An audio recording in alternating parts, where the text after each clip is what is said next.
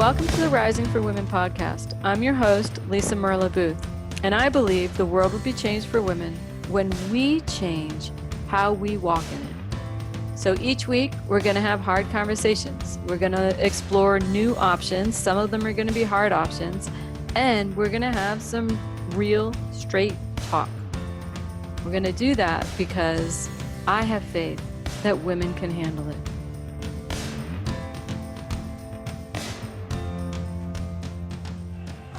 Hi, everybody, and welcome to the Rising Podcast for Women with your hosts, Lisa Merlo-Booth, Dee Marcotte, and Arlene Newman. And our topic today is control, controlling women, women and control, however you want to say it. So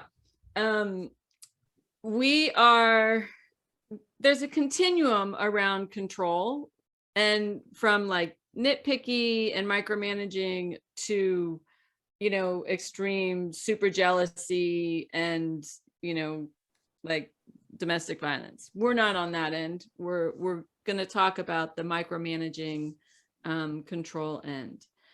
So let's talk a little bit about what control looks like so that we can recognize it. So what is controlling? Because many women would be like, oh, I do that, but that's not controlling. That's just, that's just fixing, or or that's just wisdom, or so let's talk. What I need to do, I just need to do that so that because I have to. Right. It's not controlling. Right. So first and foremost, begin to identify what controlling behaviors look like. Yes. Mm-hmm. So what does control look like? What are women doing that we would be like, ooh, that's controlling? Mm-hmm. Now, I love what we're talking before about the woman who starts to pick up all the clothes off the floor with this energy of like the smoke coming out of, and everybody all of a sudden they're like, oh my God, we better clean the house. Yeah, so that's indirect control.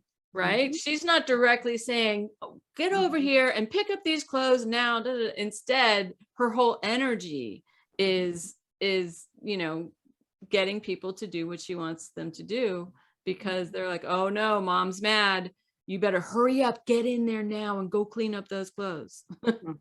All right. So that's kind of indirect control, a little manipulative. Could also be very passive aggressive, right? Mm-hmm. All of the above. All of the above, right? Mm-hmm. There's direct control, which is do it like I want you to do it. If you say you're going to be responsible for feeding the kids tonight, they need to have a protein and a vegetable, and I want the protein to be hot, not cold. And I want it's exactly, instead of they're in charge of dinner, however, the other parent wants to do it, they can do it. It's got to be this way. Mm-hmm. Mm-hmm. And it's because it's the right way, and I know the right way, and you obviously don't. Yes. But there's I think that attitude you had right there when you said that. That's it. That's the control. Yeah. A little self-righteous, would you say? I was going to say, but wait a second. I do know the right way. No, because you gave them cookies and candy in their lunchbox. Yeah. You obviously don't know how bad sugar is for them. Right. It's a constant. It's just a constant where the woman feels like her way is the right way. It's my way or the highway.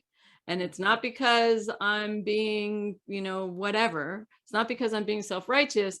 It's because I'm right. It's because I know better. Right. And so I'm the one who takes them to the doctor. I'm the one who talks to the teacher.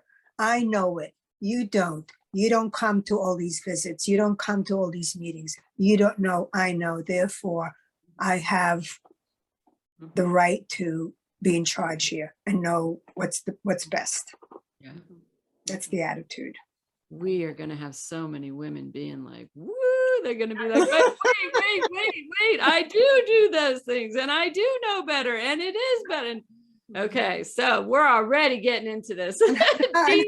How is your marriage as a result? Right? Is your partner slinking away and doing less and less? Yeah.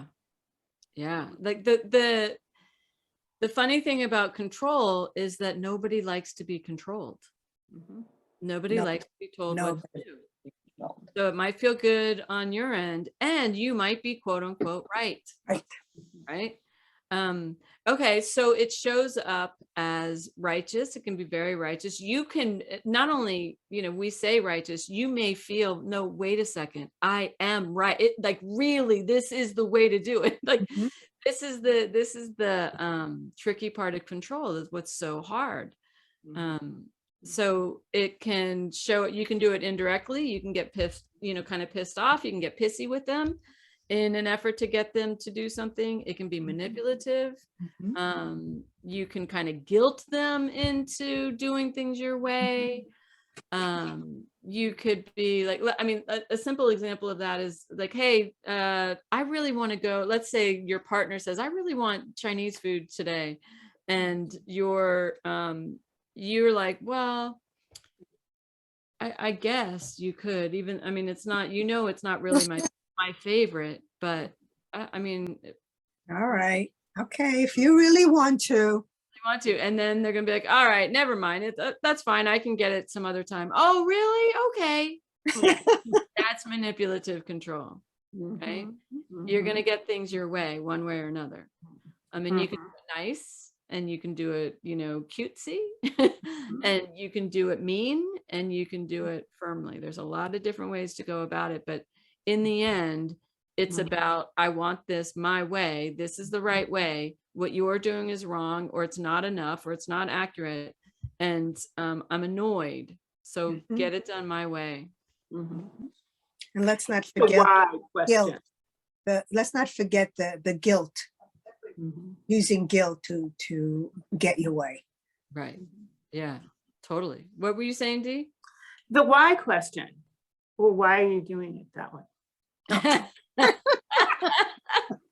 Yeah, Oh, I with like the that. judgmental, right? It's not just like, hey, why are you doing it that way? That looks interesting. It's like, Why are you doing it that way?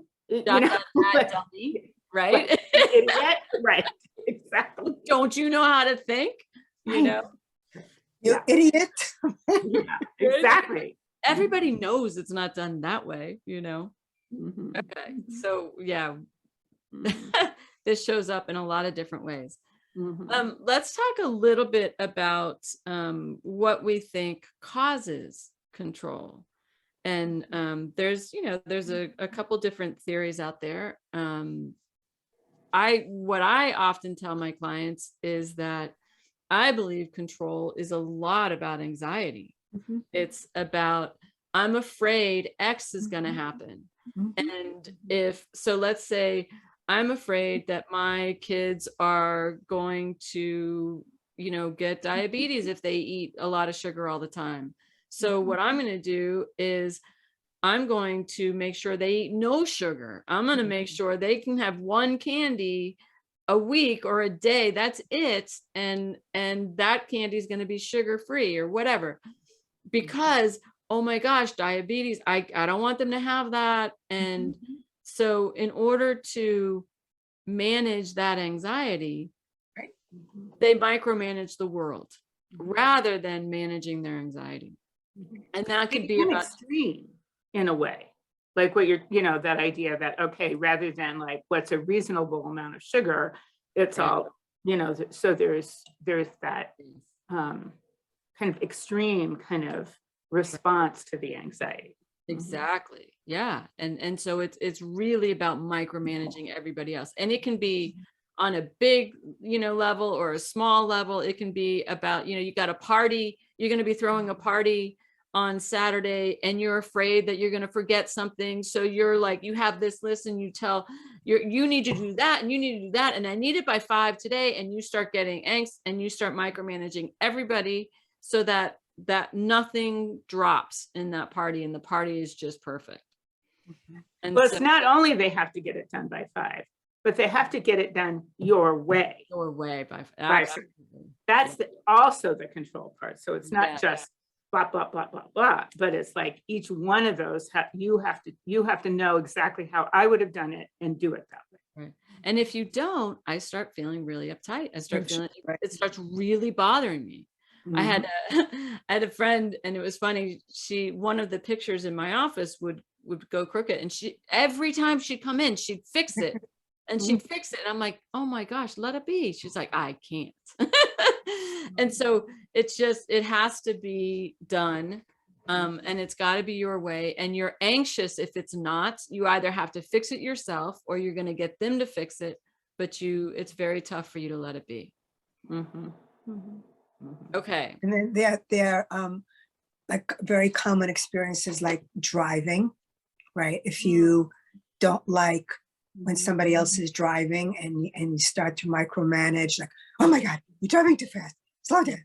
Like, so Yes. that kind of anxiety shows up. Or let's say separation anxiety when you have to travel and needing to leave like 5 hours early so you don't miss, and driving everybody crazy. Right. Because you're anxious about what you say is you don't want to be late, but really it's about being anxious about leaving. Yeah. And so you try to control everybody to leave 5 hours early. Yeah. And the lists that you leave. The For list anybody when you leave. Like, here's the list for who's ever going to water the plants, as if they don't know how to water plants, so there's that part of it that happens too. Yeah. And keep in mind, like we're saying, yes, you can tell them some things. Yes, you can leave a little bit of a list. It's the minute details, and it's that, hey, there's no flexibility around how they do any part of it, or very little part of it. And you're very judgmental around what's happening. If they're going to plan a trip, right? You're like, well, I only want to be between these rows and that row, and I want to get in between this time and that time. And if you didn't do it, you're mad because I can't believe that. Forget it. I'll just do it myself. I will plan our vacation because I don't want to be disappointed in how you're going to do it. And so, and women with kitchens, I see that a lot with they're often cleaning the house and they're mad at their, partners for not doing it. But every time their partner does it, they're like, oh, but I don't like the way you wipe down it's just easier for me to do it myself, and I can't leave it. So it's all that like angst. It's a lot. But it's not even saying I don't like the way you did it. It's saying you're doing it wrong. It's the implied criticism that they're not doing it well enough and that you know how to do it better. Right. And that becomes very toxic. Yeah. Yeah, totally. And the energy of control. Yeah. People around controlling people can feel themselves getting very uptight. Yes. Because it's felt. You can feel it in the air. A common feeling from people around you is it's never good enough. Never enough for you. I can never get it right. And in many ways they're right. They're right. And that's about, so, all right. So that's how control looks. That's one of the key drivers of control is your anxiety. You can also, control can also be a part of you feeling helpless or you feeling insignificant. And so, or things feeling out of control. And so the best way to fix things that are out of control is to get in control. It can come from family of origin. All right. I had one client, and their mother was very, very depressed. And so this child, when they were a child, she had to do lunches for all of her siblings. She had to make sure everybody was getting on the bus. And so it was a brilliant move. She had to become ultra controlling and get everything a certain way because she was the parent basically. And so then she grows up to be an adult, and what happens, you have to micromanage everything because that's kind of how you were taught, and that's your little adapted child in you. So it comes from places. You want to have a lot of compassion for yourself, right? It's just your move that makes you comfortable. It just makes everybody around you uncomfortable. Crazy, makes them crazy. A little bit crazy, right? Makes them a little bit crazy. I have a client who tells the story of when she goes to visit her in-laws, and how every time she puts the cup down, the mother-in-law comes and takes it and puts it in the sink. You know, doesn't barely has finished or half finished her drink, Yep. and it's ready, you know, in the sink to be washed. Stuff like that. It makes people nuts. Yes, it does. It does. Okay. So I was going to say what's the cost, but part of the cost we're talking about right now, it other people, children, partners, spouses, they feel less than. They feel like they're always doing something wrong. They're never going to be able to please you, and it becomes like another person in the relationship who's always around, always around, always around. And you can imagine the cost of that over time. Get burned out. The personal cost. I'm Yeah. like, by the time you keep doing this, you're either always mad, always resentful, or always doing it. Yeah. And so like you end up kind of just in a pissy place all the time. Yeah. Yeah, and you don't grow. You don't get a handle on your own anxiety, understand what it's about, Mhm. and you always need somebody around you to control in order for you to be okay. Mhm. Mhm. Yeah. Really gives a lot of your power away. Yeah. Mhm. You know? Even though at the moment you don't feel that. You feel like you are exerting control and being powerful, but ultimately you're really feeling very vulnerable. Yeah. And I'm not really gaining the skills to deal with life, you know, with the scary things in life, Yeah. the helplessness in life. There's a lot of that. That's very real. Right. Right. Mhm. And instead of micromanaging out there, you got to manage that. Like, you know, life is imperfect. Mhm. Embrace the imperfections and let people do things their way, even if the ball's going to drop. So one of the fears, you know, about letting people do it their way is, oh my gosh, if I let them do it their way, like it might get dropped. Mhm. And what happens with that? And yes, it might get dropped. Mhm. That is a very real thing. Mhm. And so what you want to be doing with that is you have to decide, you know, maybe at first you are going to only let balls drop that are not going to be, you know, massive, you know, consequences.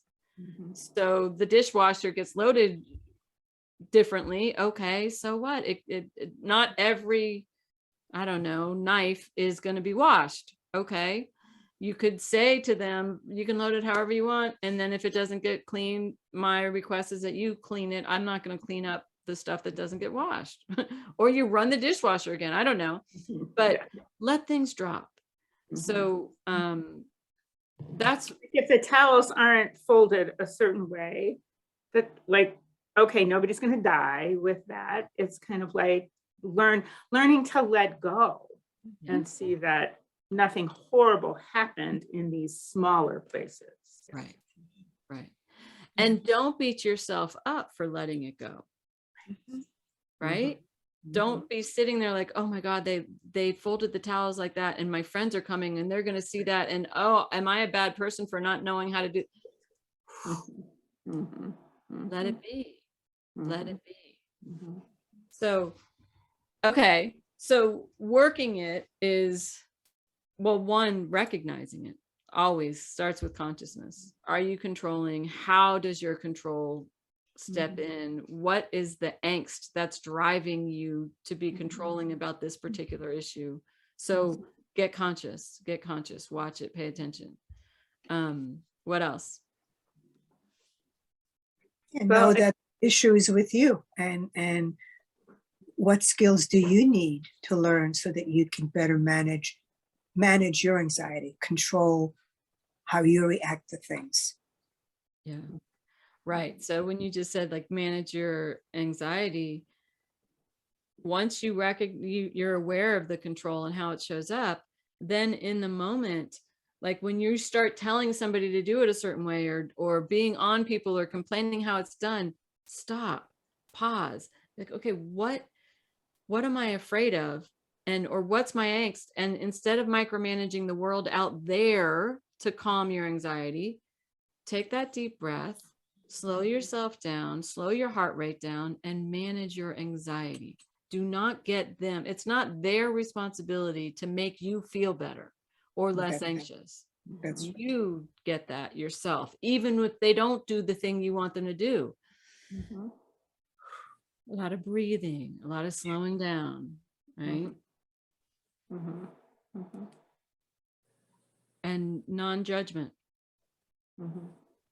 right? Yeah, I think that like really having compassion Yes, for you totally. around all of that, because if you can have compassion for you, you can have compassion for the other. Yeah.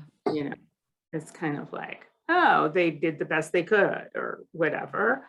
But you've got to have that self-compassion first. Like, oh, they're like, it's more like noticing that I'm just being controlling, or my thoughts are going to there or whatever, and my anxiety is high. And it's kind of like, oh yeah, right. I have that thing. Mhm. I'm not a terrible person because I have that thing. Right, right. Oh, here it is. Okay, now I know what to do. Let me stop, pause, take that deep breath, slow it down, and then focus on me, not on the world. Mhm. Right? And just start getting that. You can write it on a little, 3x5 card, carry it around and start getting those steps, stop, pause, focus on me, don't micromanage the world. And then the other thing is, Dee, I love what you said, compassion. I have some clients where they're not really, this kind of goes back to criticism, self-criticism, but some of them are more critical of the world and themselves, and some of them aren't as critical with the world as they are with themselves. Mhm. And so either way, you can do a compassionate story. If you tend to be compassionate, if you tend to be harsh and judgmental both to others and to yourself, you can start with a compassionate story for anything that happens. So somebody, you don't like the way that they're loading the dishwasher and you're thinking, oh my God, how stupid are they? Doesn't everybody know? The compassionate story starts with the other person. Wait a second, let me have compassion for them. Maybe this is what they're taught, and maybe, or let me have compassion for me and be like, hold on, you're a great mom, even if they load the dishwasher a certain way, let that go. And the fact that you are being so judgmental, like, you need to love them for who they are and what they do, and love you for who you are and what you do. Like, do that compassionate story either way, both ways, but recognize that harsh voice towards others and yourself. Mhm. It's very harsh and righteous. This is the way, it's the only way. There are a million ways. Also, notice if one of the underlying fears for you is that something that somebody else does is going to reflect badly on you, Yeah. and not try to always have a certain image, and ask yourself, like, is this really about me? Yeah. It's really practicing boundaries and knowing people do things, and it's not a reflection, even if it's your child or your partner. It's not about you. It's still about them. Yeah. And give the people in your life space to be them. They don't all have to be mini yous or big yous. It doesn't have to be your way. You might be surprised. You might actually like some of the alternative ways, So, all right. So there's some steps. And then the other piece, which we said, was start finding over this week, pick one or two things that you tend to be controlling around, that you like it your way, that you can drop without any major ramifications. And then try to drop it and see how crazy difficult it is for you to not say anything, not speak to it, not, correct it. Just let it be and see what happens. And if you're able to do that, pat yourself on the back. That's a good day. It's a good moment. And if you're not able to do that, maybe you can start with noticing how other people are trying to control you or others. just to be able to begin to identify that controlling behavior. And then ask yourself, do I do that? Yeah. Is this familiar to me for a reason? Love that. Okay. There's control. Anything else before we wrap it up? It's a pretty big topic. I'm sure there's a lot more, but I think for now, let's call it for now and see what comes back to us. All right. So with this, if you tend to struggle with control, start paying attention to it. Let us know how it goes. Try any of the things that we suggested. Talk to friends, talk to coworkers, talk to your family, see if they think you're controlling. Hold yourself in warm regard if they say you are, get curious. And if you have thoughts, questions, feedback, suggestions, anything, put it in the comments. If you like this one, you found it was helpful, send it along. Don't send it saying, hey, honey, you're controlling. You need to, but send it along and we'd love to hear. So this is the Rising Podcast for Women. And our belief is that the world will change when we as women change how we walk in it. So keep changing how you're walking in it. Have a great week. Thank you again for joining us this week. And always remember, you have the power to change the world for women by changing how you walk in it. I challenge you to choose one way to stand in your grounded, powerful strength this week and be part of the ripple of change.